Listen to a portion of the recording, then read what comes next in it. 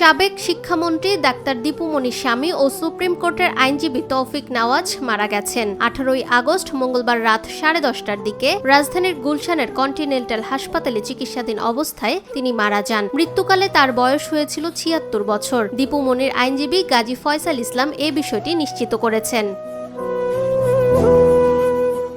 জানা যায়, দীর্ঘদিন ধরে কিডনি ও লিভারের নানা জটিলতায় ভুগছিলেন তৌফিক নেওয়াজ। কয়েকদিন আগে শারীরিক অবস্থার অবনতি হলে তাকে গুলশানের কন্টিনেন্টাল হাসপাতালে ভর্তি করা হয়। সেখানেই চিকিৎসাধীন অবস্থায় মঙ্গলবার রাতে শেষ নিঃশ্বাস ত্যাগ করেন তিনি। তার মৃত্যুতে পরিবার, স্বজন ও শুভাকাঙ্ক্ষীদের মধ্যে নেমে এসেছে শোকের ছায়া। 5+ স্টার রেটিং প্রাপ্ত দেশের সর্বোচ্চ বিদ্যুৎ সাশ্রয়ী ওয়ালটন এসি স্মার্ট কমফোর্ট এখন নেক্সট লেভেলে। এদিকে স্বামীর মৃত্যুর খবর পাওয়ার পর নতুন করে আলোচনায় এসেছে কারাগারে থাকা ডাক্তার দীপু মনির প্যারোলে মুক্তির বিষয়টি। জুলাই অভ্যুত্থানের সময় সংঘটিত হত্যাকাণ্ডের ঘটনায় একাধিক মামলার আসামি হয়ে বর্তমানে মুন্সিগঞ্জ জেলা কারাগারে বন্দী রয়েছেন কার্যক্রম নিষিদ্ধ আওয়ামী লীগের নেত্রী ডাক্তার দীপু মনি।